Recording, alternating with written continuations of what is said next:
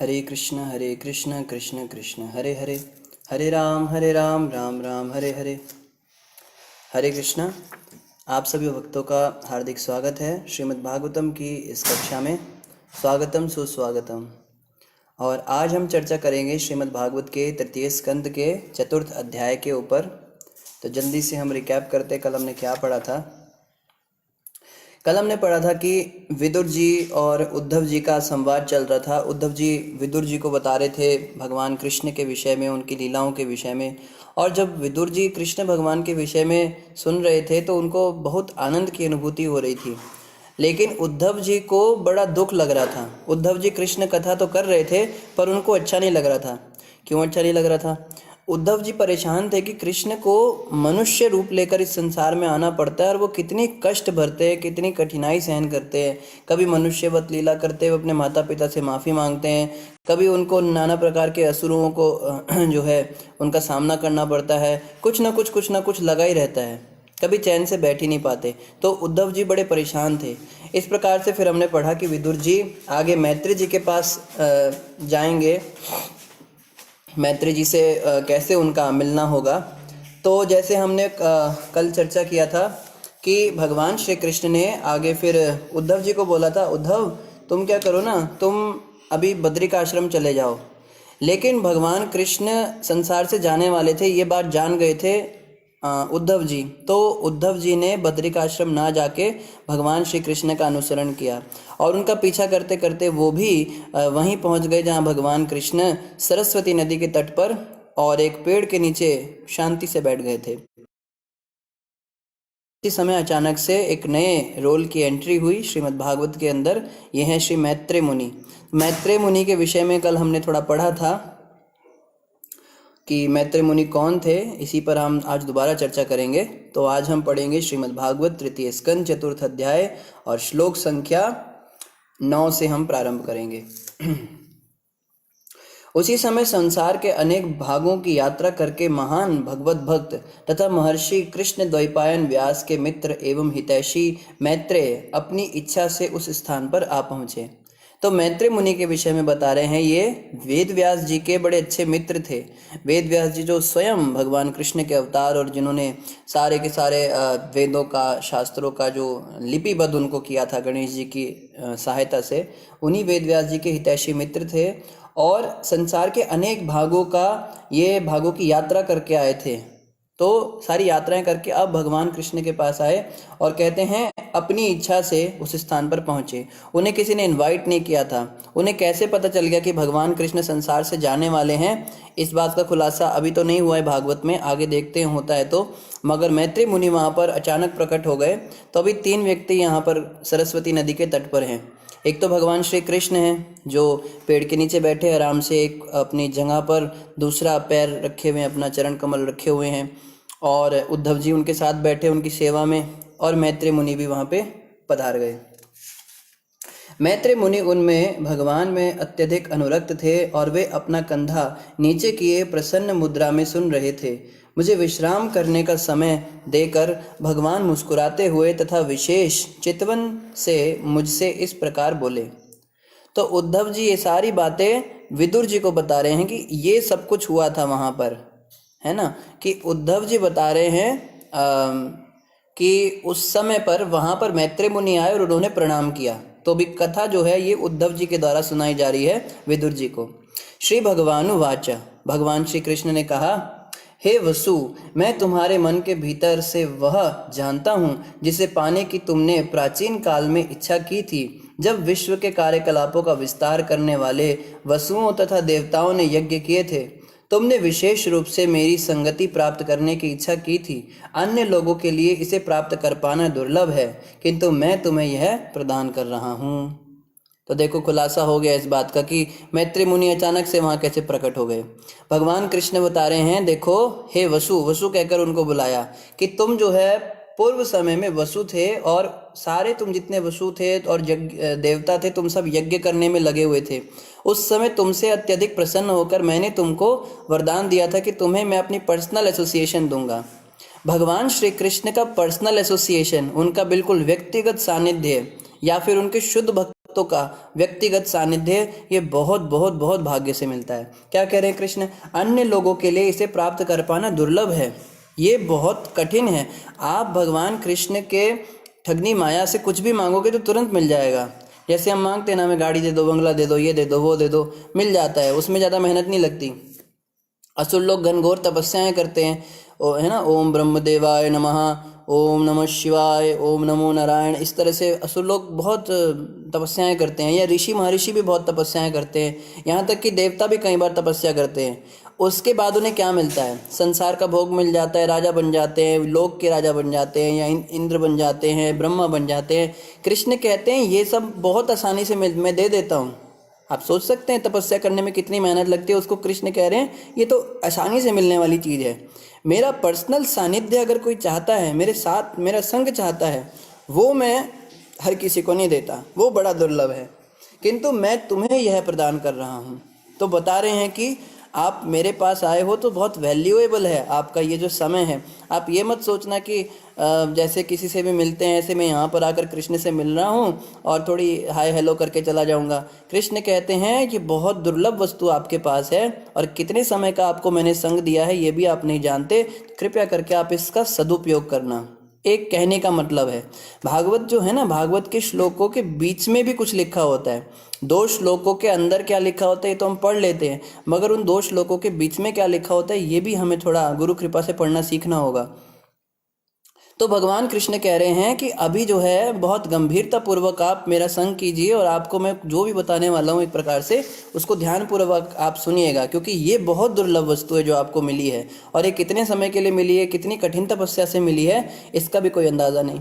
इसी प्रकार से जब हम भगवान के शुद्ध भक्तों के पास जाते हैं, जैसे हमारे जीवन में कई बार हमें अवसर मिलता है कि भगवान के शुद्ध भक्तों का हमें संग मिलता है, उनके हम संग में जाते हैं, तो हम बहुत ज़्यादा उसको बड़ा लाइटली ले लेते हैं। हाँ, गुरुजी बैठे हैं या प्रभुपाद जी के विषय में, प्रभुपाद जी बैठे थे, कभी उनके शिष्य होते थे या अब हम अपने गुरु के शिष्य हैं, सोचते हैं ठीक है अच्छा है उनका संग मिल रहा है, देख रहे हैं उन्हें। उस समय की हमें कदर नहीं पता होती। हम छोटे छोटे घरेलू कामों को जो है ज़्यादा प्राथमिकता देकर उन वैष्णवों का, उन महान संतों का संग छोड़ के चले जाते हैं। कितनी मूर्खता वाली बात है। हमारे छोटे छोटे कोई मोबाइल चलाने के लिए चला जाता है, हम देखते टेम्पल हॉल में महाराज जी कई बार बैठते जप करते हैं और एक एक करके सारे भक्त खिसक जाते हैं वहाँ से, महाराज जी अकेले रह जाते हैं। ऐसा क्यों होता है? ऐसा इसलिए होता है कि हमें उसकी वैल्यू नहीं पता है। जैसे मैं कई बार देखता था उधमपुर के अंदर महाराज जी प्रवचन देते थे मंगल आरती के बाद, तो 4:30 बजे से लगभग 5 बजे तक मंगल आरती होती थी। 5 बजते ही सारी माताएं खिसक जाती थी, वो जो इधर उधर के घरों से आती थी, वो उन्होंने उठ जाना, सीधा उठ के चलने लगती थी।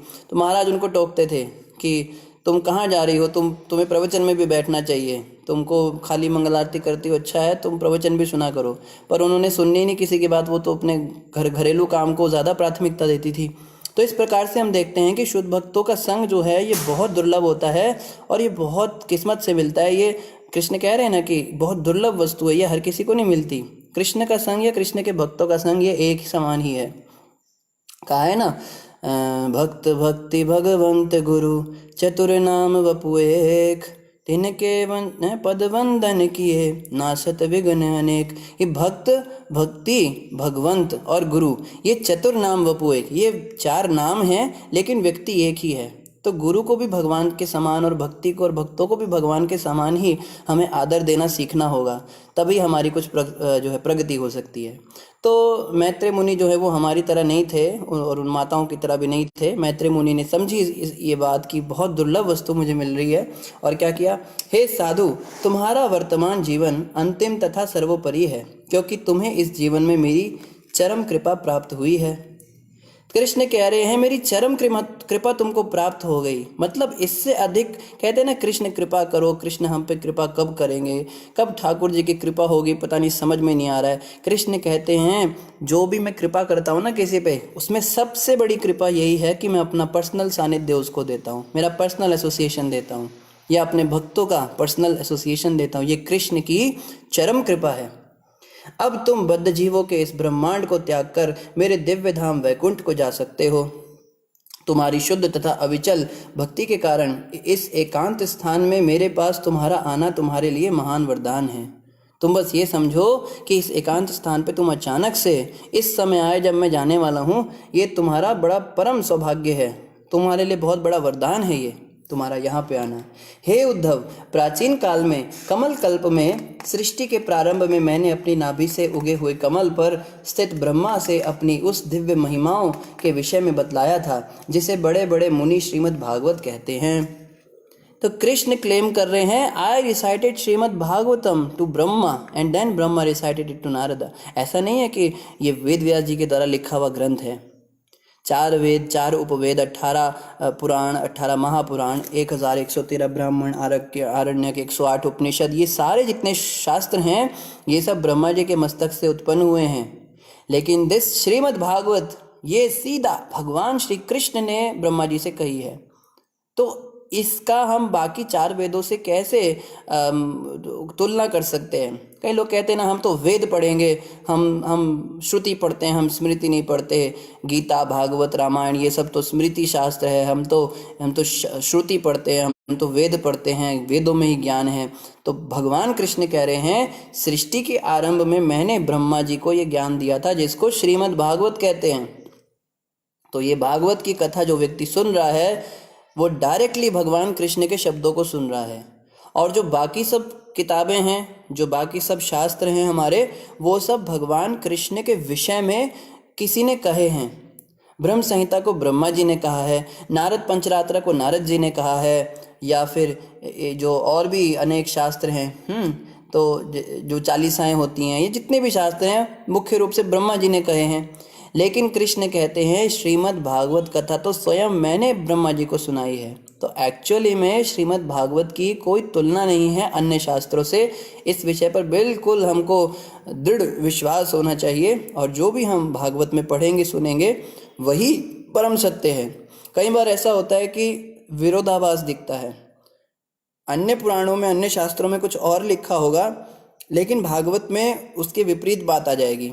जैसे कभी कभी ऐसा हो जाता है कि जैसे मनुस्मृति में लिखा है कभी झूठ नहीं बोलना चाहिए, लेकिन भागवत के अंदर हम पढ़ेंगे कि कृष्ण के भक्त ने झूठ बोला और उसको कृष्ण की प्राप्ति हो गई। या हम पढ़ते हैं कि गुरु का त्याग नहीं करना चाहिए, गुरु तो भगवान समान होते हैं। लेकिन यहाँ पे हम पढ़ेंगे कि दैत्यराज बलि ने अपने गुरु शुक्राचार्य को त्याग दिया और भगवान वामन का स्वागत किया और उनको भगवान की प्राप्ति हो गई। तो इस तरह की बहुत सारी विचलित करने वाली बहुत सारी इस तरह की बातें आएंगी जो बिल्कुल ही उल्टी होंगी। तो ऐसे में हमें भागवत को ही प्राथमिकता देनी है, क्योंकि भागवत भगवान श्री कृष्ण ने स्वयं बोली है। अन्य शास्त्रों के अंदर क्या लिखा है क्या नहीं लिखा है इससे हमें कोई मतलब नहीं। जो भागवत में लिखा है वही सत्य है और वही हमारे काम की चीज़ है, क्योंकि हम वैष्णव हैं, हमें विष्णु के पास वैकुंठ में जाना है, गोलोक धाम में जाना है। तो हमारे लिए बस खाली भागवत के अंदर जो लिखा है उसी से हमें सारोकार है। अब बाकी किस पुराण में क्या लिखा है, कौन से वेद में क्या लिखा है, ये पढ़ने वाले खंगालने वाले 84 लाख योनियों में घूमते रहेंगे। क्या कहा है, 4 चीज़ों पर तो आधारित होते हैं ना वेद। ऑफ कोर्स यहाँ पर हम वेदों की अवहेलना नहीं कर रहे हैं, लेकिन हम बात बता रहे हैं कि वेदों से श्रेष्ठ भागवत है। धर्म, अर्थ, काम, मोक्ष, इन 4 टॉपिक्स के ऊपर ही पूरे वेदों का ज्ञान आधारित है।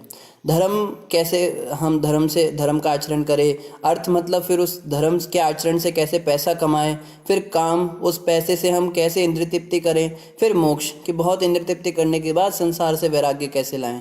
ये 4 चीज़ों पे वेदों का ज्ञान जो है आधारित है। लेकिन श्रीमद् भागवत जो है ये चारों पुरुषार्थों के ऊपर, जो पंचम पुरुषार्थ है भक्ति, उस पंचम पुरुषार्थ के ऊपर ये टिकी हुई है कि ना तो हमें धर्म का कोई मतलब है, धर्म कर्म ये सब से हमें ज़्यादा कोई मतलब नहीं है। हमें एथिक नहीं बनना है, हमें कोई बहुत एटिकेट वेल मैनर्ड व्यक्ति नहीं बनना है। अगर आप ऐसे देखो तो शबरी को देखो ना, शबरी परम भक्त है भगवान की। शबरी को क्या मैनर्स थे, क्या एटिकेट्स थे। वो तो नहाती भी थी, कभी नहीं नहाती थी, उसको तो बोलना चालना भी किसी से आता नहीं था ज़्यादा, किसी से बात भी नहीं करती थी, कोई नेम पूजा पाठ नियम माला जब कुछ नहीं करती थी, बस लगन लग गई थी राम जी से। तो भक्ति जो विषय है ये इन सब चीज़ों से ऊपर का विषय है। इसको कहते हैं शुद्ध भक्ति। तो इस लेवल तक अभी हम नहीं हैं, इसलिए हमें शुरुआत में नियमों का भी पालन करना चाहिए।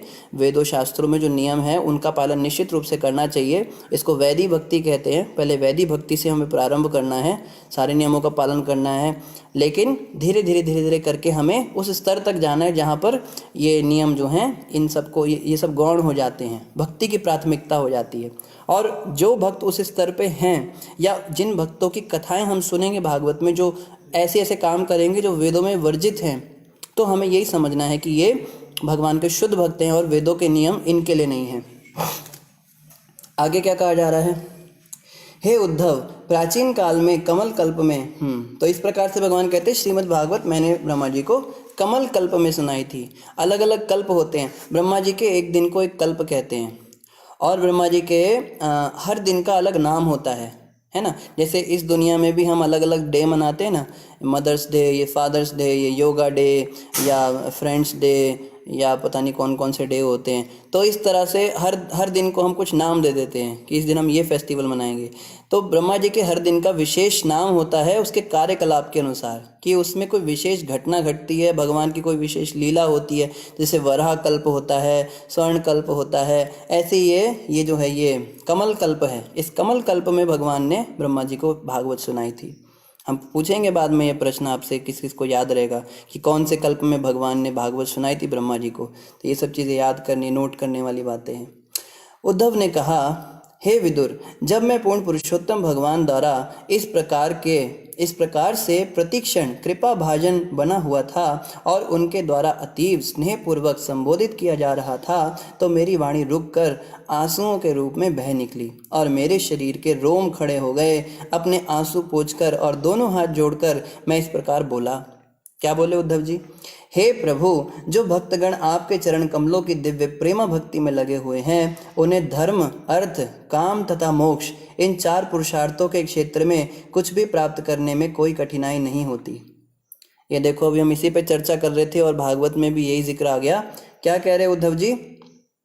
कि जो आपके चरण कमलों की दिव्य प्रेमा भक्ति में लगे हुए हैं ना, उनको धर्म, अर्थ, काम और मोक्ष, इन 4 पुरुषार्थों के क्षेत्र में कुछ भी प्राप्त करने में कठिनाई नहीं होती।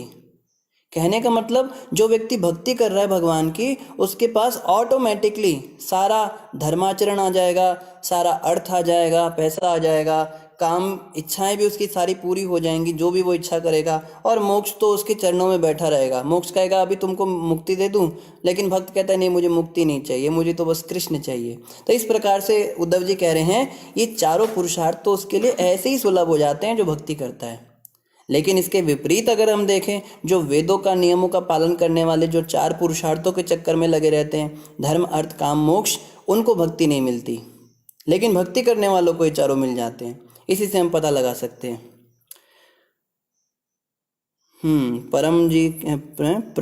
परमार जी क्या कहते हैं? नियम पालन ना हो रहे हों तो क्या करना चाहिए? अगर नियम पालन नहीं हो पा रहे हैं तो भी हमें भक्ति में लगे रहना है। नियम पालन हो या ना हो, हमें कृष्ण की शरण नहीं छोड़नी। देखो ना, कई लोग कहते हैं हमसे प्याज लहसुन नहीं छूट रहा प्रभु जी, हम सोच रहे फिर भगवान को ही छोड़ देते हैं। तूने प्याज लहसुन नहीं छोड़ा तो भगवान को क्यों छोड़ दिया? तो भगवान को भी पकड़े रखो। नियमों का पालन हो ना हो, सुबह उठे ना उठे, गलत काम हो अच्छा काम हो, हम जीवन में कुछ भी बुरे से बुरा काम कर जाएं, हमें भगवान को नहीं छोड़ना, कृष्ण को नहीं छोड़ना।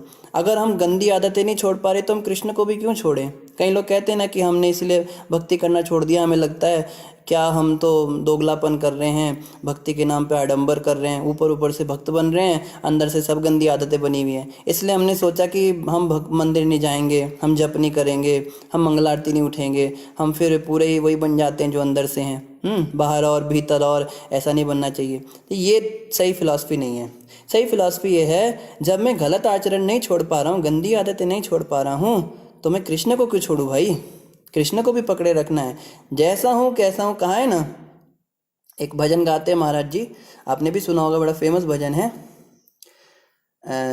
कैसे था वो भजन? एक राधा रानी का भजन है। नजरों से गिराना ना, चाहे जितनी सजा देना, नजरों से जो गिर जाए मुश्किल ही संभल पाए।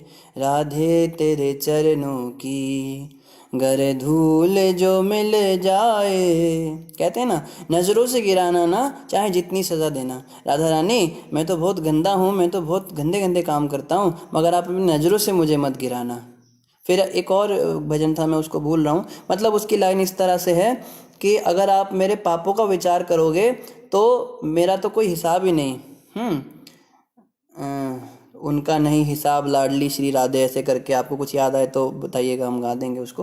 तो इस तरह से हम देखते हैं राधा कृष्ण जो हैं, इनके सामने हमें बिल्कुल अपनी गलती को एक्सेप्ट करना चाहिए। अपने जो भी गंदे काम हम करते हैं, भगवान के आगे जाके उसके लिए माफ़ी मांगनी चाहिए, रो रो कर प्रार्थना करनी चाहिए, कान पकड़ने चाहिए, दोबारा ना करने का संकल्प भी लेना चाहिए। टूट जाए तो फिर उस पर दंड भी देना चाहिए, अपने आप को उसमें सज़ा देनी चाहिए। कैसे टूट गया मेरा नियम, मैंने तो संकल्प लिया था भगवान के आगे। तो हमारे पनिशमेंट से, जब हम अपने आप को पनिशमेंट देते हैं और अपने आप को इस तरह से प्रताड़ित करते हैं, उससे हमारी शुद्धि हो या ना हो, लेकिन जब हम अपने आप के साथ सख्त हो जाते हैं ना, तो भगवान को दया आ जाती है। ये देखो कितनी मेहनत कर रहा है। आपने सुनी है ना वो कथा, एक छोटी सी चिड़िया थी, उसके अंडे एक बार समुंदर ने चुरा लिए। तो वो चिड़िया सोचती है, समुंदर ने मेरे अंडे चुरा लिए, अब इस समुंदर को सुखा दूंगी। वो छोटी सी चिड़ैया क्या कर रही है, उन चोंच में पानी भरती है समुंदर का और बाहर जाके उसको थूक के आती है। ऐसे करते करते सुबह से शाम हो गई। अब सारे समुंदर में हल्ला मच गया, देखो ये छोटी सी चिड़िया चली है समुंदर सुखाने। तो बड़े लोग उसको दूर दूर से देखने आ गए। तो कई दिन ऐसे बीत गए उसके, पर समुंदर ने उसके अंडे नहीं दिए। समुंदर हंस रहा है, तू मेरे को कैसे सुखाएगी। तो ये बात जो है चर्चा होते होते गरुण जी के पास पहुंच गई। गरुण जी को बताया, भाई आपकी बहन ऐसे परेशान है। तो गरुण जी आ गए वहाँ पे, कहते हैं ये तो तेरे को सुखा पाए ना सुखा पाए, मैं तेरे को जरूर सुखा दूंगा, वापस कर इसके अंडे। तो तुरंत जो है समुद्र घबरा गए और उन्होंने चिड़िया के अंडे वापस किए।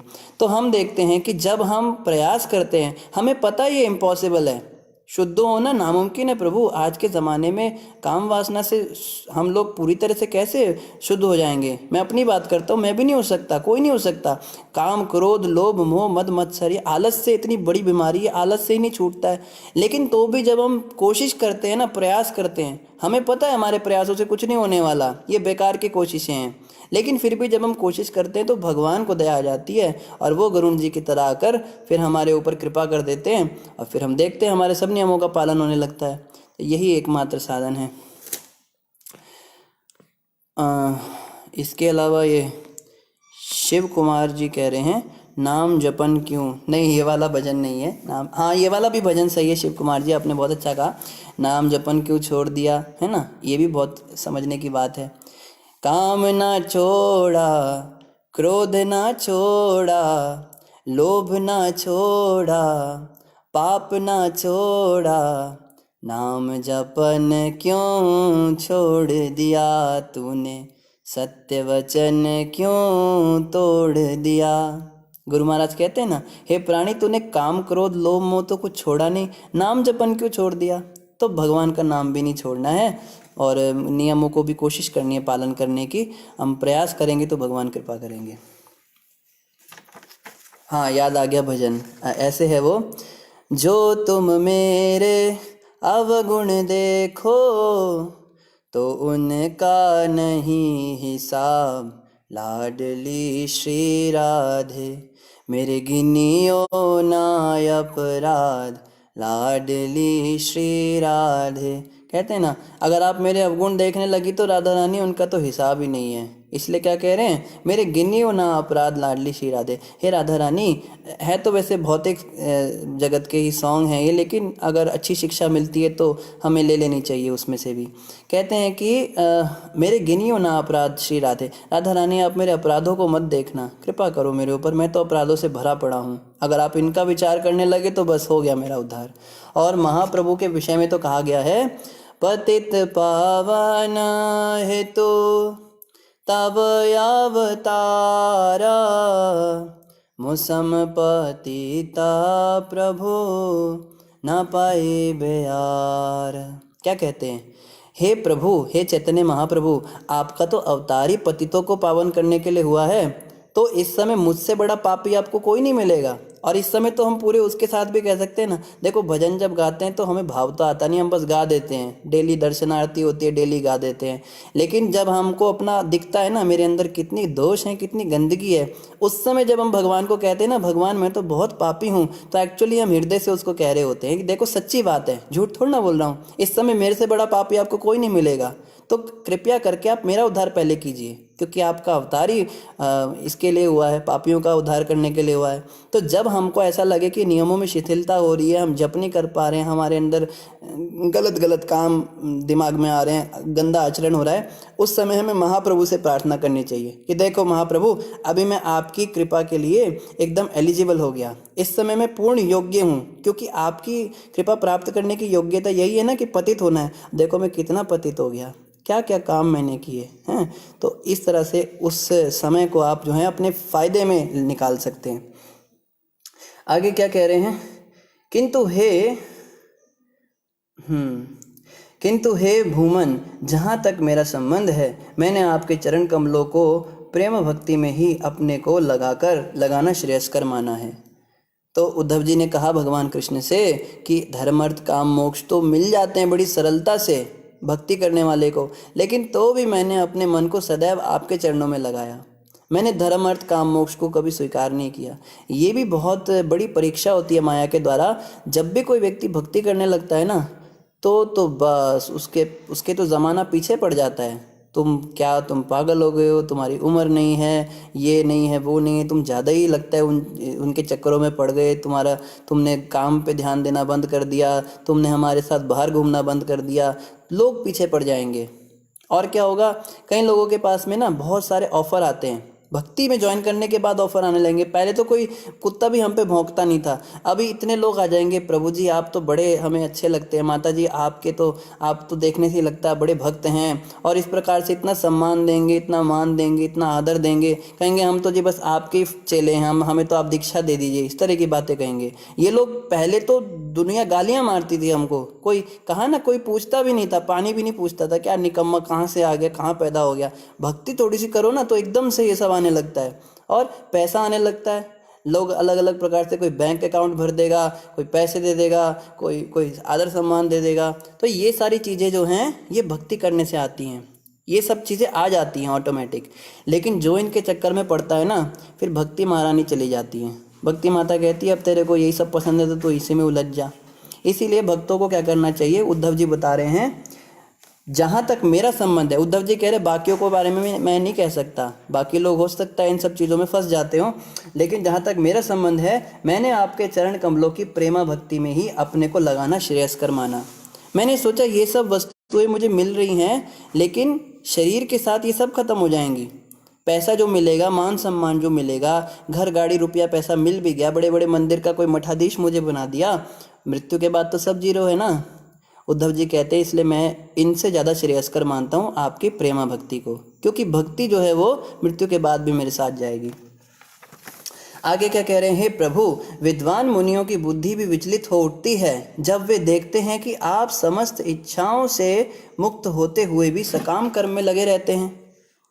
देखो यहाँ क्या कह दिया, बड़े बड़े विद्वान मुनियों की बुद्धि विचलित हो जाती है जब वो देखते हैं कि कृष्ण पैसा कमाने के लिए जा रहे हैं, कृष्ण खाना मांग रहे हैं। देखो ना, कृष्ण वृंदावन के अंदर कृष्ण बलराम गए और कहते भूख लगी है, कुछ खाने को लाओ, अपने दोस्तों को बोलते हैं। दोस्त लोग गए, उनके मित्र वहाँ पे यज्ञ करता ब्राह्मण बैठे थे, ये यज्ञ कर रहे थे, कुछ यज्ञ का इन्होंने अनुष्ठान ले रखा था। तो वहाँ पे बोलते हैं कि कृष्ण बलराम को भूख लग रही है, आप कृपया करके कुछ सामग्री दे दो खाने पीने की। तो ब्राह्मण कहते हैं अभी हमारे पास समय नहीं है, हमें यज्ञ करने दो, हमारे पास टाइम नहीं है, और भगा दिया उन बच्चों को। तो बच्चे बड़े दुखी होकर उनकी पत्नियों के पास गए। उनकी पत्नियों ने जैसे ही सुना कृष्ण बलराम भूखे हैं, उन्होंने ना आओ देखा ना ताओ देखा, झट से अंदर गई अपने रसोई में और नाना प्रकार के व्यंजन फटाफट बनाकर कहती है कहाँ है कृष्ण बलराम, हमें बताओ, हम अभी उनको भोग लगाएंगी। ये भाव और फिर जब वो गई ना तो उनके पतियों ने उनको देखा। जब पति की इच्छा के बिना कोई स्त्री कहीं जा रही है, उस समय की बात अलग है। आजकल तो स्त्रियां पतियों को, बल्कि पहले कहती है पहले मुझसे परमिशन लो आप कहीं जाते हो तो, पर पहले ऐसा होता था स्त्रियां पति की इच्छा के बिना नहीं जाती थी। तो पति उनको देख रहे हैं लाल लाल आंखों से और पत्नियों को कोई परवाह ही नहीं है कहती हैं त्याग दिया ऐसे पतियों को हमने, जो कृष्ण बलराम की खुशी के लिए ये यज्ञ करने का आडंबर कर रहे हैं। स्वयं भगवान यहाँ पर आए, भूख भूख लग रही है उन्हें, तो वो चली गई वहाँ पे और कृष्ण बलराम को तृप्त किया, उनके सारे बाल सखाओं को बढ़िया बढ़िया मिष्ठान खिलाए, व्यंजन खिलाए। उसके बाद कृष्ण कहते हैं आपकी सेवा मैंने स्वीकार की, आपका भाव बड़ा अच्छा है, अभी आप जाइए अपने पतियों के पास जाइए वापस। तो वो ब्रज की स्त्रियां कहती हैं प्रभु आप नहीं जानते हमने कितना बड़ा रिस्क लिया है, आपके पास आने के लिए हमने पतियों का त्याग कर दिया, अब त्याग किया जिन पतियों का वो हमें स्वीकार थोड़ा ना करेंगे, तो आप कृपया करके हमें स्वीकार कीजिए। कृष्ण कहते हैं आपने जो मेरे लिए त्याग किया उसके बाद तो सारा संसार आपके साथ हो गया, अब आप वापस जाएंगे ना तो आपके पति आपको कुछ नहीं कहेंगे। फिर वो पत्नियां जब भगवान को प्रणाम करके वापस गई तो वही पति जो है उनकी बुद्धि आई, उनको स्मृति आई और वो उन पत्नियों के चरणों में गिर गए कि वास्तव में तो तुम सबसे श्रेष्ठ हो, हम तो इस अहंकार में बैठे थे हम यज्ञ कर रहे हैं, लेकिन वास्तव में तुम सबसे श्रेष्ठ हो। तो रिस्क लेना चाहिए। कई बार हमको रिस्क लेने में बहुत डर लगता है, रिस्क लेंगे तो हमेशा पॉजिटिव रिजल्ट ही आएगा। कृष्ण जो है कई बार टेस्ट लेते हैं हमारे साथ कोई बुरा समय चल रहा होता है, कोई बुरी व्यवहार कोई कर रहा होता है, हमें भक्ति छोड़ने के बहुत सारे अवसर मिलते हैं, लेकिन तो भी अगर हम भक्ति नहीं छोड़ते भगवान की तो जो काम हमारा जिसमें हमें डर लगता है ये काम खराब हो जाएगा, वो काम भी अच्छा हो जाता है, भगवान तो मिल ही जाते हैं। तो इस प्रकार से बात ये चल रही थी कि कृष्ण बलराम को भूख लग रही है, यज्ञकर्ता ब्राह्मण उनको दुत्कार के भगा रहे हैं। ये सब देखते हुए उद्धव जी कहते हैं बड़े बड़े विद्वान मुनियों की बुद्धि विचलित हो जाती है कि जो कृष्ण सारे संसार का भोजन भंडार बना रहे हैं, जिन्होंने सारा अन्न चावल गेहूं सब कृष्ण ने ही तो बनाया है, उनको भूख लग रही है। ये सब जो लीलाएं है ना, ये सुन के तो बड़े बड़े विद्वान मुनियों की बुद्धि भ्रमित हो जाती है। तो फिर आपकी और हमारी तो बात ही क्या। इसलिए कृष्ण की लीलाएं सुन के अगर हमें ऐसा लगता है ना ये तो समझ में नहीं आ रहा है, कृष्ण ने ऐसा क्यों किया, कृष्ण ने वैसा क्यों किया, अरे कृष्ण को ऐसा करना शोभा देता है क्या, भगवान ने तो ऐसा क्यों किया, तो भैया ज़्यादा इस चक्कर में मत पड़िए, क्योंकि मुनियों की बुद्धि भ्रमित हो रही है, तो हमारी और आपकी तो बात ही क्या। फिर क्या कह रहे हैं, अजन्मा होकर भी जन्म लेते हैं।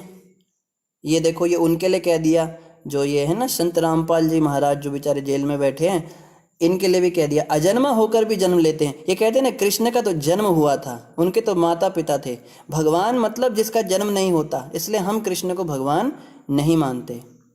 ब्रह्म कुमारी संप्रदाय में भी यही कहा जाता है कृष्ण भगवान नहीं है, उनका तो जन्म हुआ था। और बहुत सारे और भी इस तरह के आजकल चल गए हैं, पंथ चल गए हैं जो कहते हैं कृष्ण भगवान नहीं थे, उनका तो जन्म हुआ था। लेकिन उद्धव जी कहते हैं बड़े बड़े ऋषि मुनि, विद्वान मुनि, ऐसे नहीं कि छोटे मोटे मुनि, विद्वान मुनि, वो भी ये देखकर चक्कर में पड़ जाते हैं कि कृष्ण तो अजन्मा है, इनका जन्म कैसे हो गया। तो इन लोगों की तो बात ही क्या। अजय काल के नियंता होते हुए भी शत्रु भय से पलायन करते दुर्ग में शरण लेते हैं, तथा अपनी आत्मा में रमण करते हुए भी आप अनेक स्त्रियों से घिरे रहकर गृहस्थ जीवन का आनंद लेते हैं। कृष्ण जो हैं एक, जैसे हमने पहले कल चर्चा किया था ना, काल यवन को देखकर भाग गए, रण से भाग गए कि इसको मैं कैसे मारूंगा, ये तो ब्राह्मणों को ले आया, ऐसे भागते हुए दिख रहे हैं जैसे कोई सामान्य मनुष्य भागता है रण छोड़कर। उनका नाम रण छोड़ राय पड़ा। और क्या कहते हैं, आत्मा में आनंद करने वाले, आत्मा में रमण करने वाले, ये स्त्रियों से घिरे होकर और गृहस्थ जीवन का आनंद ले रहे हैं। कोई कहे तो कृष्ण ने तो इतनी सारी शादियां की थी, इतना स्त्रियों का भोग किया था, इतनी सारी गोपियां थी, फिर इतनी सारी रानियां थी, ये तो बड़े, उनको तो बड़ा काम ही बताया जाता है। लेकिन उद्धव जी कहते हैं कृष्ण तो आत्मराम हैं, आत्मतुष्ट हैं। गीता में कहते हैं ना कृष्ण मैं तो आत्मा राम हूँ, मुझे किसी की आवश्यकता नहीं, किसी वस्तु से मुझे सुख मिलेगा ऐसा कभी होता नहीं, क्योंकि मैं स्वयं ही सुख बल्कि मुझसे आता है, मैं तो दूसरों को आनंद देता हूँ, मुझे आनंदित करने के लिए मुझे किसी वस्तु की या किसी स्त्री की आवश्यकता नहीं। लेकिन तो भी भगवान देखने में लगता है अपनी स्त्रियों के साथ, अपनी पत्नियों के साथ गृहस्थ जीवन का आनंद ले रहे हैं, उनका भोग कर रहे हैं, किसी के साथ चेस खेल रहे हैं, किसी के साथ में बच्चे को नहला रहे हैं, किसी के साथ भोजन खा रहे हैं और कह रहे हैं बहुत सुंदर भोजन तुमने बनाया, आनंद आ गया। अरे कृष्ण को आनंद कैसे आएगा, कृष्ण तो आनंद देते हैं दूसरों को। तो कह रहे हैं तो भैया बड़े बड़े मुनि इसमें चकरा जाते हैं। तो देखो ये होता है तत्व से कथा सुनाना। ऐसी कथा हमें सुननी है जैसे उद्धव जी सुना रहे हैं। हमें वो लोगों की कथा नहीं सुननी कि कृष्ण वहाँ गए, उन्होंने मार दिया, फिर शादी कर ली, फिर मर गए।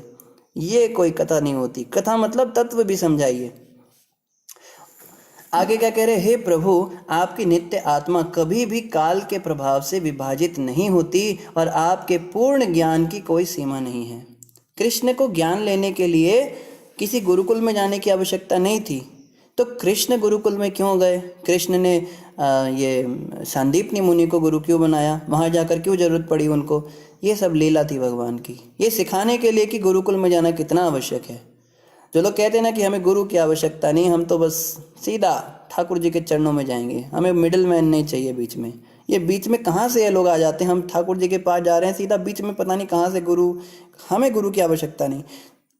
तो ऐसे लोगों को कृष्ण ने सिखाया कि देखो जब मैं भी संसार में आता हूँ ना, मैं भी गुरु बनाता हूँ, हालांकि मुझे आवश्यकता नहीं है और तुमको तो आवश्यकता है, तो भी तुम गुरु नहीं बना रहे हो, तो तुमको कैसे मैं मिल जाऊँगा? तो गुरु की कितनी इंपॉर्टेंस है, जीवन में कितना आवश्यक है गुरु का होना, ये सिखाने के लिए कृष्ण ऐसा करते हैं। बाकी कृष्ण के पूर्ण ज्ञान की कोई सीमा नहीं, कृष्ण को सब चीज़ों का ज्ञान है। इस तरह आप अपने आप से परामर्श लेने से पर्याप्त समक्ष थे, किंतु फिर भी अपने परामर्श के लिए मुझे बुलाया, मानो आप मोहग्रस्त हो गए हैं, यद्यपि आप कभी भी मोहग्रस्त नहीं होते। तो कृष्ण बार बार उद्धव जी को बुलाते थे। उद्धव जी को कृष्ण ने अपना मंत्री बना रखा था कि उद्धव जी ऐसे ऐसे समस्या हो गई, राज्य में ऐसा हो रहा है, अब बताओ क्या करूं, सूखा पड़ गया है, उस गांव में कर नहीं दे पा रहे हैं किसान, वहाँ पे गायें परेशान हैं, आप बताइए क्या किया जाए। तो उद्धव जी कह रहे हैं, प्रभु आपको पूर्ण ज्ञान है सारे संसार का, लेकिन तो भी आप मुझे बुला के मेरे से ऐसे परामर्श लेते थे जैसे आप मोहग्रस्त हो गए, आप बड़े टेंशन में आ गए, क्या किया जाए। ये सब आपकी लीलाएं ही थी, और इसको सुन के तो बड़े बड़े महामुनि भी विचलित हो जाते हैं, लेकिन उद्धव जी विचलित नहीं हो रहे। क्यों विचलित नहीं हो रहे हैं उद्धव जी? देखते हैं कौन उत्तर देगा। प्रश्न ये है कि जब बड़े बड़े महामुनि विचलित हो जाते कृष्ण की ऐसी लीलाओं को देखकर, तो उद्धव क्यों नहीं विचलित हो रहे हैं? आगे कह रहे हैं, आप यह कार्य मुझे मोहग्रस्त कर रहा है, आपका यह कार्य मुझे मोहग्रस्त कर रहा है। आप प्रयास कर रहे हैं इन सब कार्यों से मुझे मोहग्रस्त करने का, लेकिन मुझे सब पता है ऐसा कुछ नहीं है। हे प्रभु, यदि आप हमें समझ सकने के लिए सक्षम समझते हो, तो आप हमें वह दिव्य ज्ञान बतलाएं जो आपके विषय में प्रकाश डालता हो और जिसे आपने इसके पूर्व ब्रह्मा जी को बतलाया है। अब उद्धव जी इच्छा प्रकट कर रहे हैं, प्रभु अगर आपको ठीक लगे, अगर आपको लगे कि हम इस योग्य हैं, तो आप हमें वही भागवत कथा सुनाइए जो आपने अभी ब्रह्मा जी को सुनाई थी। अभी कृष्ण ने कहा था ना कि मैंने कमल कल्प में ब्रह्मा जी को भागवत सुनाई थी। तो उद्धव जी कह रहे हैं, अगर आपको ठीक लगे, आपको लगे हम योग्य हैं, वही भागवत हम सुनना चाहते हैं आपसे। तो एक्चुअल भागवत कथा अभी तक भी शुरू नहीं हुई है, तृतीय स्कंद पर हम पहुंच गए। तो जो भगवान कृष्ण ने बोली थी वो कथा अब भगवान बोलना शुरू करेंगे। तो भागवत कथा बेसिकली क्या है, शुरुआत हमने ऐसे की थी, नैमिषारण्य के जंगल में, नैमिषारण्य में 88,000 ऋषि बैठे थे और वहाँ पे सूत गोस्वामी आए। ठीक है, सूत गोस्वामी ने फिर उनको कथा सुनानी शुरू करी कि परीक्षित महाराज जो हैं वो गंगा नदी के तट पर आए थे और वहाँ सुखदेव गोस्वामी आए थे। ये सब नैमिषारण्य में बताया जा रहा है। अब सुखदेव गोस्वामी जब वहाँ पर आए थे परीक्षित महाराज के पास, तो उन्होंने बताना शुरू किया कि उद्धव जी विदुर जी के पास गए थे एक बार। फिर विदुर जी ने उनको क्या बताना शुरू किया, फिर विदुर जी बताने लगे कि जब मैं भगवान कृष्ण के पास अंतिम समय पर गया था, तब भगवान कृष्ण ने मुझे कथा सुनाई थी। तो इस तरह से ये भागवत चल रही है कि सूत गोस्वामी बता रहे हैं कि सुखदेव गोस्वामी ने बताया कि उद्धव जी ने विदुर जी को बताया कि भगवान कृष्ण ने उद्धव जी को क्या बताया। ठीक है, इतने लेवल्स में कथा चल रही है। आगे क्या कह रहे हैं, जब मैंने पूर्ण पुरुषोत्तम भगवान से अपनी यह हार्दिक इच्छा व्यक्त की कुछ आंसर्स आए हैं हमारे पास। सबसे पहला जवाब जो है वो शिवांगी माता दे रही है, क्योंकि उद्धव जी भक्त हैं। बिल्कुल परफेक्ट क्वेश्चन, परफेक्ट आंसर, यही बात है। उद्धव जी भक्त हैं ना, वो तो महामुनि हैं। मुनि ऋषि क्या भगवान की कथाओं को समझेंगे? जो भक्त होता है वही भगवान को समझ सकता है। इसके विषय में भगवत गीता में एक श्लोक भी है। कृष्ण ने एक श्लोक कहा है कि भक्त ही मुझे जान सकते हैं, भक्त्या माम अभिजानाति यावञ्जश्चास्मि तत्वतः, कि वास्तव में केवल भक्ति के द्वारा ही मैं जैसा हूँ वैसा जाना जा सकता हूँ। एकता माता क्या कह रही है, हरे कृष्णा माता आपको भी। कविता माता ने भी जवाब दिया है, क्योंकि वो वैष्णव हैं और कृष्ण के भक्त हैं। बिल्कुल सही जवाब, आपने एक पॉइंट और जोड़ दिया कि वो कृष्ण के भक्त भी हैं और वैष्णव भी हैं। वैसे दोनों का एक ही मतलब होता है। आगे क्या कह रहे हैं, परमार मेहुल जी कह रहे हैं धर्मजन थे। धर्मजन थे, धर्मजन मतलब समझ नहीं पाया, आप थोड़ा सा इसको और विस्तार कर सकते हैं। आप शायद कहना चाहते हैं कि वो धर्म के पालन करने वाले व्यक्ति थे।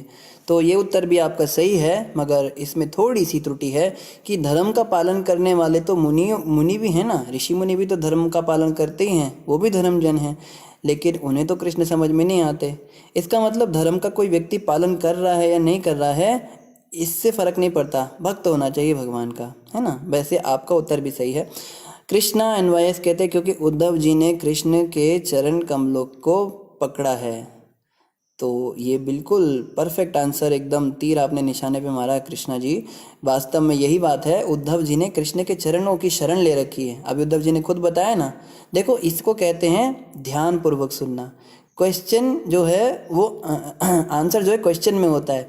अभी एक श्लोक पहले ही उद्धव जी ने कहा था क्योंकि मैंने भगवान के चरणों को दृढ़ता पूर्वक पकड़ रखा है, इसलिए मैं कभी विचलित नहीं होता। तो जो ध्यान पूर्वक सुनने वाली बात है वो इनकी थी। बहुत अच्छा आपने उत्तर दिया। इसी के साथ जो है अब हम आगे बढ़ते हैं। आगे क्या कहा जा रहा है? मैंने अपने आध्यात्मिक गुरु भगवान से आत्मज्ञान के मार्ग का अध्ययन किया है, अतएव उनकी प्रदक्षिणा करके मैं उनके विरह शोक से पीड़ित होकर इस स्थान पर आया हूँ। कह रहे हैं कि अभी अभी जो है मैंने बड़ी आत्मज्ञान के विषय में पढ़ा है, और भागवत कथा भगवान कृष्ण क्या कह रहे हैं? मैंने अपने आध्यात्मिक गुरु भगवान से आत्मज्ञान के मार्ग का अध्ययन किया है। हाँ, ये उद्धव जी कह रहे हैं। उद्धव जी के जो गुरु थे ना, वो तो बृहस्पति थे। बृहस्पति जो हैं देवताओं के गुरु हैं, शुक्राचार्य ये दैत्यों के गुरु हैं। तो बृहस्पति जी से जिसने शिक्षा ली हो, देवताओं के गुरु से जो सीख कर आया, उसको क्या ज्ञान होगा? सारे वेद शास्त्र सब कंठस्थ थे उद्धव जी को, सबका ज्ञान था। और ये कह रहे हैं अपने गुरु से आत्मज्ञान के मार्ग का अध्ययन किया, अतएव उनकी प्रदक्षिणा करके मैं उनके विरह शोक से पीड़ित होकर इस स्थान पर आया हूँ। तो मैंने जो है उनकी प्रदक्षिणा की, उनके चारों तरफ परिक्रमा लगाई, और फिर उनके विरह से मैं जो बड़ा परेशान हुआ, उनके बिछोड़ से परेशान होकर मैं यहाँ आया। हे विदुर, अब मैं उनके दर्शन से मिलने वाले आनंद के अभाव में पागल हो रहा हूँ, और इसे कम करने के लिए ही अब मैं संगति के लिए हिमालय स्थित बद्रिकाश्रम जा रहा हूँ, जैसा कि उन्होंने मुझे आदेश दिया है। क्षमा कीजिएगा, थोड़ी सी गलती हो गई। यहाँ पे उद्धव जी बृहस्पति जी के लिए नहीं कह रहे हैं, शायद भगवान कृष्ण के लिए कह रहे हैं कि कृष्ण भगवान मेरे गुरु हैं, उनसे मैंने वो भागवत कथा सुन ली, फिर कृष्ण ने मुझे कथा सुना दी, वो जो मैंने उनको कहा था, और उसके बाद अब मैं उनके विरह शोक में पीड़ित हूँ कि भगवान कृष्ण चले गए संसार से हमको छोड़कर, तो उनका मुझे बड़ा विरह सता रहा है, और अब मैं बद्रिक आश्रम जा रहा हूँ। क्योंकि कृष्ण ने पहले भी कहा था ना बद्रिक आश्रम चले जाइए, पर उस समय वो गए नहीं, तो कह रहे हैं अब मैं बद्रिकाश्रम जाऊंगा जैसा उन्होंने मुझे आदेश दिया।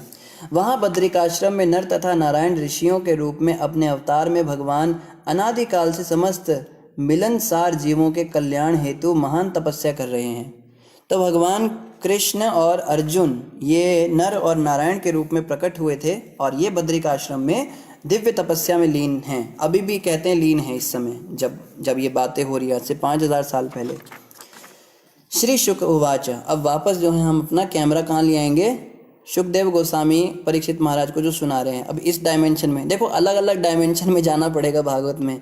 कभी तो शौनक उवाच हो जाएगा, अचानक से शुक उवाच आ जाएगा, फिर अचानक से नारद उवाच आ जाएगा। तो ये अलग अलग जगह कथा चल रही है। तो अभी हम इस लेवल पे आ जाते हैं। शुकदेव गोस्वामी जो परीक्षित महाराज को गंगा नदी के तट पर बता रहे हैं। श्री शुकदेव गोस्वामी ने कहा, उद्धव से अपने मित्रों तथा संबंधियों के संहार के विषय में सुनकर विद्वान विदुर ने स्वयं के दिव्य ज्ञान के बल पर अपने असह्य शोक को प्रशमित किया। तो इस तरह से उद्धव जी ने बहुत ही दुख व्यक्त किया विदुर जी के आगे कि देखो, कृष्ण मेरे गुरु, उनसे मैंने दिव्य ज्ञान लिया, आत्मज्ञान लिया, अब वो चले गए। उस दुख को वो व्यक्त कर रहे हैं उनके आगे, और बड़े असह्य शोक को प्रशमित कर रहे हैं कि मुझे बड़ी पीड़ा हो रही है, मैं इसको सहन नहीं कर पा रहा हूँ। आगे क्या कहा जा रहा है?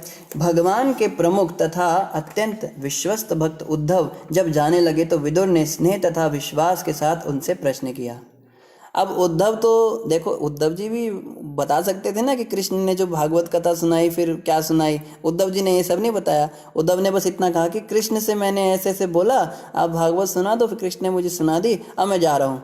तो अब विदुर जी कैसे चुपचाप उनको जाने देंगे? तो देखो क्या, विदुर उवाच, विदुर ने कहा, हे उद्धव, रुको रुको बाबा, कहाँ जा रहे हो? क्योंकि भगवान विष्णु के सेवक अन्यों की सेवा के लिए विचरण करते हैं, अतः यह उचित ही है कि आप उस आत्मज्ञान का वर्णन करें जिससे स्वयं भगवान ने आपको प्रबुद्ध किया है। जैसा कि हमने सोचा था, विदुर जी ने बिल्कुल वही प्रश्न किया। आप कृपया करके, अगर देखो आप तो भक्त हो ना, तो आपको अगर उचित लगे, नहीं उचित भी नहीं लगे, कह रहे हैं यह उचित ही है, आपके लिए यही उचित रहेगा कि आप उस आत्मज्ञान का वर्णन करें जिसको भगवान ने आपसे बताया। तो कथा जब भी होती है प्रश्न के बाद होती है। भागवत कथा ले लीजिए, भगवत गीता ले लीजिए, रामायण ले लीजिए, कोई भी कथा आप सुनेंगे, पहले कोई व्यक्ति प्रश्न करता है, उसके बाद उत्तर में कथा दी जाती है। तो यहाँ पे विदुर जी कैसे सीधे कथा सुना देते, तो सॉरी उद्धव जी कैसे सीधे कथा सुना देते? तो उद्धव जी वेट कर रहे थे कि विदुर जी प्रश्न करें पहले कि मुझे कथा सुनाओ, फिर मैं सुनाऊंगा। क्योंकि कथा सुनाने का आनंद तब है जब कोई व्यक्ति प्रश्न करे। ऐसे हम किसी को सड़क चलते व्यक्ति को पकड़ने रुक जाते, देखो कृष्ण कथा सुनाता हूँ, एक बार ऐसा हुआ वैसा हुआ, उसमें आनंद नहीं। कोई व्यक्ति हमारे पास आए, पूछे भाई हमें कृष्ण के बारे में थोड़ा बताइए, तब उसको बताने में आनंद आता है, क्योंकि वो सुनेगा ध्यान से। तो यहाँ पर जो है, जैसे हम एकादशी का भी महात्म्य पढ़ते हैं, तो हम पढ़ते हैं ना कि युधिष्ठिर महाराज ने पूछा, हे जनार्दन, माघ पक्ष में माघ के महीने में कृष्ण पक्ष में पड़ने वाली एकादशी का क्या नाम है, उसका क्या महात्म्य है? तब भगवान श्री कृष्ण उनको कथा सुनाते हैं। तो कोई भी कथा आप पढ़िएगा वो प्रश्न से शुरू होती है। तो यहाँ पे विदुर जी ने प्रश्न भी कर दिया कि आप कृपया करके हमें वो कथा सुनाइए जो आपको भगवान श्री कृष्ण ने सुनाई थी। तो क्या कह रहे हैं? उद्धव उवाच, अब सुनाएंगे कथा। क्या? श्री उद्धव ने कहा, आप महान विद्वान ऋषि मैत्रेय से शिक्षा ले सकते हैं, जो पास ही में हैं और जो दिव्य ज्ञान की प्राप्ति के लिए पूजनीय हैं। जब भगवान इस मर्त्य लोक को छोड़ने वाले थे, तब उन्होंने मैत्रेय को प्रत्यक्ष रूप से शिक्षा दी थी। उद्धव जी कह रहे हैं, ये जो कथा है ना, ये आपको मैं नहीं सुनाऊंगा, ये आप मैत्रेय जी के पास जाइए। मैत्रेय जी जो साथ में थे, उनका वर्णन क्यों हुआ था पीछे? उद्धव जी ने कहा था ना कि मैं और कृष्ण भगवान बैठे थे पेड़ के नीचे, और अचानक से वहाँ मैत्रेय ऋषि पधार गए, जो वेद व्यास जी के परम हितैषी मित्र थे। तो उद्धव जी कह रहे हैं, विदुर जी आप ना मैत्रेय मुनि के पास जाइए, क्योंकि भगवान कृष्ण ने उनको वो कथा सुनाई थी, मतलब उनको भी सुनाई थी, और वो इसे आपको सुनाएंगे। वो पास ही में, ज़्यादा दूर नहीं है। मैं सुना नहीं पाऊंगा, मैं जा रहा हूँ बद्रिकाश्रम में। तो गिरीश प्रभु जी, आपको भी दंडवत प्रणाम। आप भी कृपया करके चरणों में हमारा प्रणाम स्वीकार कीजिए। आगे क्या कह रहे? श्री शुक उवाच, शुकदेव गोस्वामी ने कहा, हे राजन, इस तरह यमुना नदी के तट पर विदुर से भगवान के दिव्य नाम, यश, गुण इत्यादि की चर्चा करने के बाद उद्धव अत्यधिक शोक से अभिभूत हो गए। उन्होंने सारी रात एक क्षण की तरह बिताई, तत्पश्चात वे वहाँ से चले गए। तो उद्धव जी ने ऐसा बोला, रात्रि बिता के फिर चले गए वहाँ से बद्रिकाश्रम में। उद्धव जी का चैप्टर जो है समाप्त। अभी उद्धव जी चले गए बद्रिकाश्रम। अब जो है, अब हमारे पास विदुर जी रह गए, और विदुर जी अब क्या करेंगे? विदुर जी मैत्रेय ऋषि को ढूंढेंगे, यही होगा ना। राजा उवाच, राजा ने पूछा। कौन से राजा ने पूछा भैया? अभी राजा कहाँ से आ गए? इसका देखते कौन सही उत्तर देगा। राजा ने पूछा, तीनों लोकों के स्वामी श्री कृष्ण की लीलाओं के अंत में तथा उन वृष्णि एवं भोज वंशों के सदस्यों के अंतर्धान होने पर जो महान सेना नायक में सर्वश्रेष्ठ थे, अकेले उद्धव क्यों बचे रहे? तो ये राजा पूछ रहे हैं कि तीनों लोकों के स्वामी श्री कृष्ण की लीलाओं का जो अंत हुआ था, उसमें वृष्णि और भोज वंशों के सदस्यों को भगवान ने लड़ा के मार दिया था। आपस में सब लड़के मर गए थे, लेकिन उद्धव जी क्यों बचे रह गए? ये प्रश्न उठता है कि भगवान कृष्ण ने उद्धव जी को क्यों नहीं मरवा दिया उसमें। कविता माता ने सही जवाब दिया, परीक्षित महाराज। बिल्कुल माता, सही जवाब है आपका। हाँ, शिवांगी माता भी पीछे से आ गई, दिनेश जी भी आ गए, विनोद जी भी आ गए। आप लोग थोड़े थोड़े लेट हो गए। सबका जो है, इस बार कविता माता जीत गई, तो कविता माता को 2 करोड़ रुपए मिलेंगे इस बार।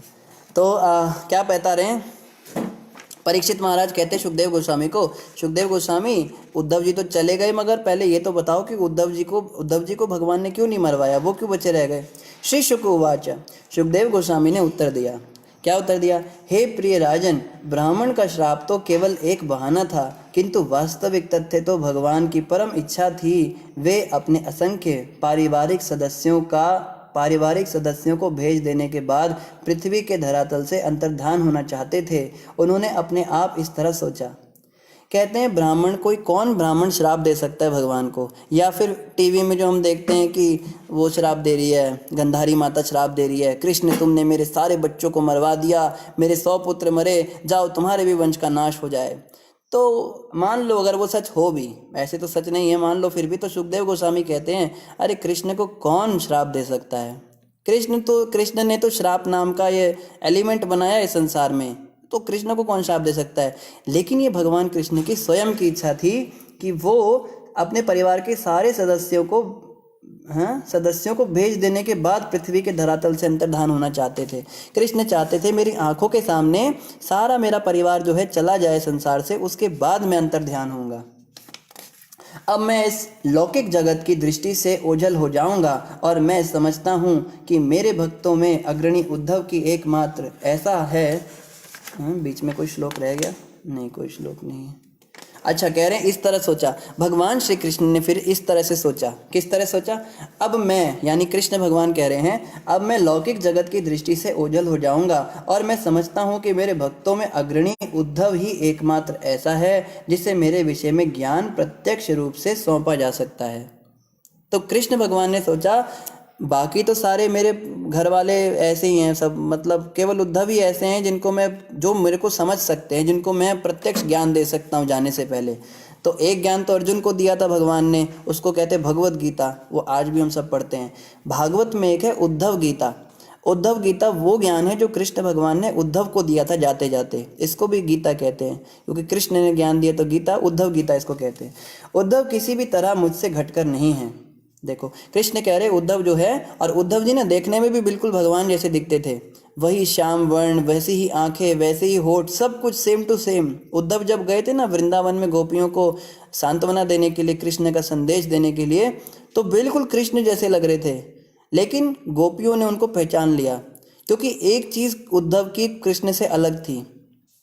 आप में से किसी को पता हो तो बता सकते हैं, हम एंड में बताएंगे कि उद्धव की क्या चीज़ ऐसी थी जो बिल्कुल अलग थी कृष्ण से। बाकी सब देखने में एकदम सेम टू सेम, वही कौस्तुभ मणि भी पहन रखी थी, पैजंती माला भी पहन रखी थी, सेम टू सेम थे।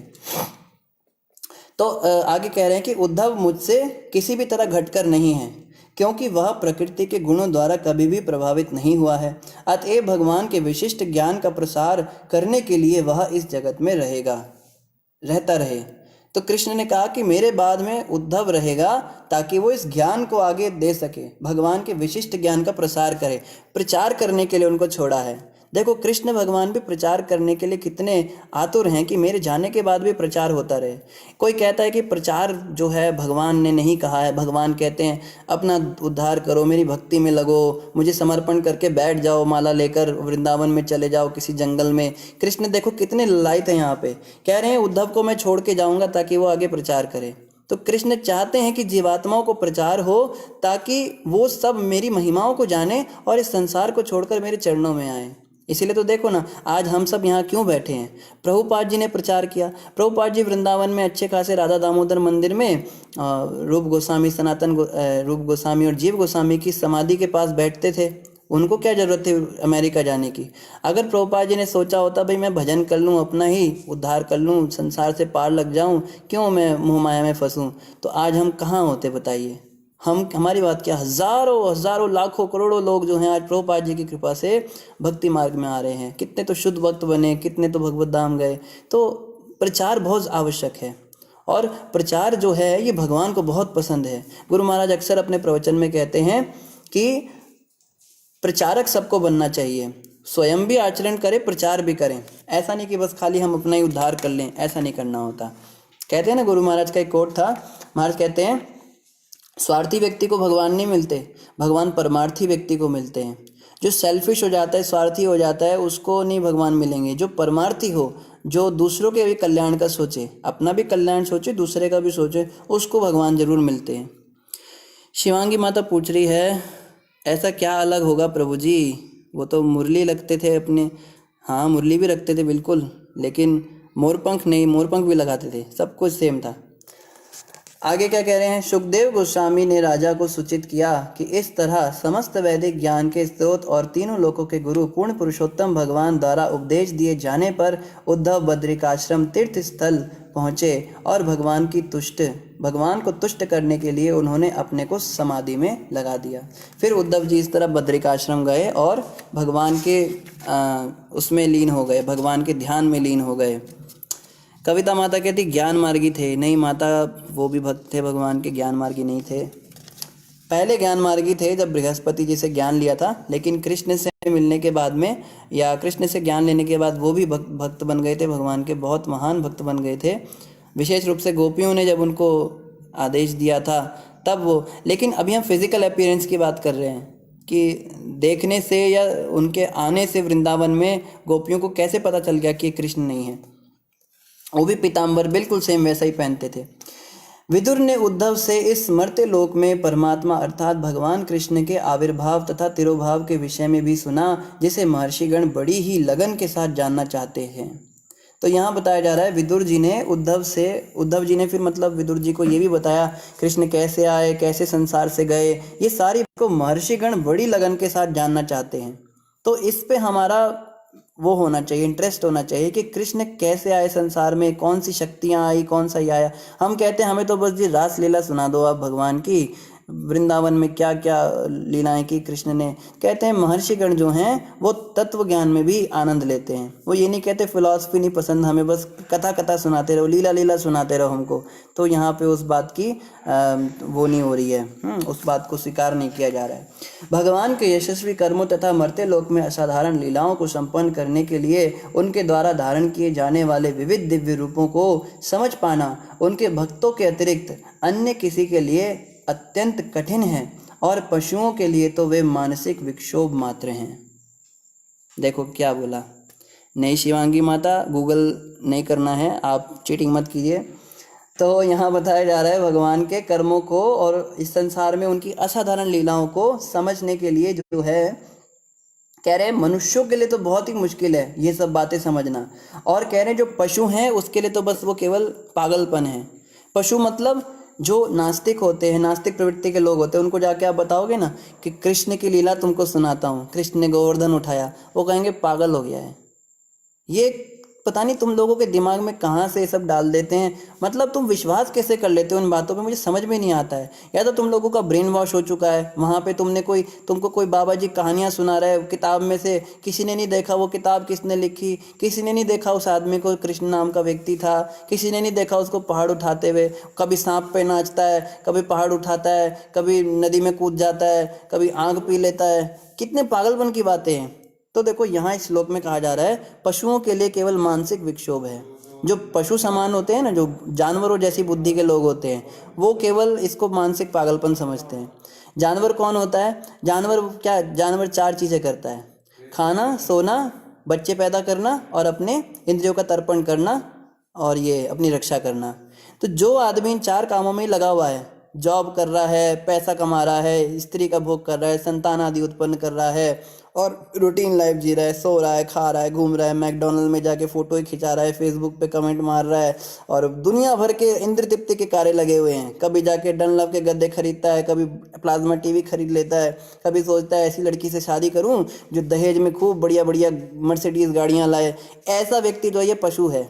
इसको अगर आप कृष्ण कथा सुनाने जाओगे ना, ये कहेगा तुम पागल हो चुके हो, तुम्हारा तो हो गया दिमाग खराब। हमारा दिमाग मत खराब करो भैया, हम जो हैं हम रैशनल थिंकिंग वाले लोग हैं, हम बुद्धिमान लोग हैं, हम वैज्ञानिक हैं, हम साइंटिस्ट हैं, हम उस पे मानते हैं, डिस्कवरी चैनल पे मानते हैं जो हमको पूरे तथ्य के साथ पूरा दिखाता है। ये सब किस्से कहानियाँ मत हमें सुनाओ हैं। जैसे हमारा एक मित्र था, उससे भी बात हो रही थी, हमारे स्कूल के समय का मित्र था, कहता है कि मैं किसी सुपर पावर को मानता हूँ मगर वो कृष्ण नहीं हो सकता। मानता हूँ संसार किसी ने बनाया, कोई तो शक्ति है, बट वो कृष्ण तो बिल्कुल नहीं हो सकता क्योंकि कृष्ण के काम ऐसे ऐसे हैं। उसने भी कहीं से सुन ली होगी कहानियाँ, तो कहते हैं कृष्ण तो बिल्कुल नहीं हो सकता। तो ऐसे जो पशु बुद्धि वाले लोग हैं, इनके लिए बस केवल मानसिक पागलपन है ये सारी कथाएं। आगे कह रहे हैं, यह सुनकर कि इस जगत को छोड़ते समय भगवान कृष्ण ने उनका स्मरण किया था, विदुर प्रेम भाव से अभिभूत होकर जोर जोर से रो पड़े। कह रहे हैं कि भगवान कृष्ण ने मैत्री जी को कहा था कि जो मैं तुमको बता के जा रहा हूँ ना, ये कथा तुम विदुर को बताना। मैत्री को स्पेशल भगवान ने कहा था कि विदुर को जरूर बताना। और उद्धव कहते हैं कि ये भागवत कथा मैं आपको नहीं बताऊंगा, क्योंकि ये कथा भगवान कृष्ण ने आपके लिए छोड़ी है मैत्री जी के पास। उन्होंने स्पेशल कहा था मैत्री जी को कि विदुर जी को ये कथा जरूर सुनाना। तो जैसे ही विदुर जी ने सुना कि कृष्ण ने मुझे याद किया था जाने से पहले, वो तो आनंद के मारे रो पड़े, विदुर जी के रोंगटे खड़े हो गए।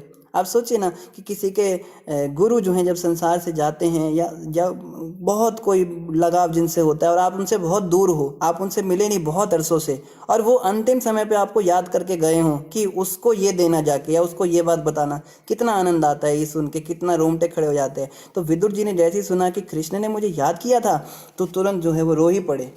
यमुना नदी के तट पर कुछ दिन बिताने के बाद स्वरूप सिद्ध आत्मा विदुर गंगा नदी के तट पर पहुँचे, जहाँ मैत्रेय मुनि स्थित थे। फिर जो है वो गंगा कुछ दिन वहाँ बिताए उन्होंने यमुना नदी के तट पर, और उसके बाद वो कहाँ चले गए? मैत्रेय मुनि के पास चले गए। अब विदुर जी मैत्रेय मुनि के पास क्यों गए? क्योंकि मैत्रेय मुनि को भगवान कृष्ण ने स्पेशली कहा था कि विदुर जी को ये बात बताना। तो वो बात क्या है, वो कथा क्या है, उसको जानने के लिए मैत्रेय मुनि के पास विदुर गए। वो बात क्या थी ये हम पढ़ेंगे कल। इसी के साथ हमारा 4th अध्याय संपूर्ण हुआ। कल हम 5म अध्याय से प्रारंभ करेंगे, मैत्रेय से विदुर की वार्ता, कि मैत्रेय जी को ऐसी क्या बात भगवान बता कर गए थे जो विदुर जी के लिए स्पेशल थी, और विदुर जी उनसे मिलने के बाद क्या क्या उनकी बातें हुई, ये हम कल पता करेंगे। कविता माता कह रही है, उनके वक्ष स्थल पे श्री वत्स नहीं था और भृगु मुनि के चरणों का चिन्ह भी नहीं था। ये कहाँ इतनी दूर से दिखेगा माता? वो कोई दूरबीन लगा के थोड़ा ना गोपियाँ देख रही थी। कृष्ण के साथ राधा माता ही, उद्धव जी के साथ राधा माता नहीं थी। अरे कृष्ण जब वृंदावन छोड़ के गए थे तो राधा रानी उनके साथ थोड़ा ना थी। तो दोनों के आंसर गलत हो गए। भाव भक्ति जैसे गोपियों में थी। विनोद जी, भक्ति तो थी पर भक्ति दिखती थोड़ा ना किसी की।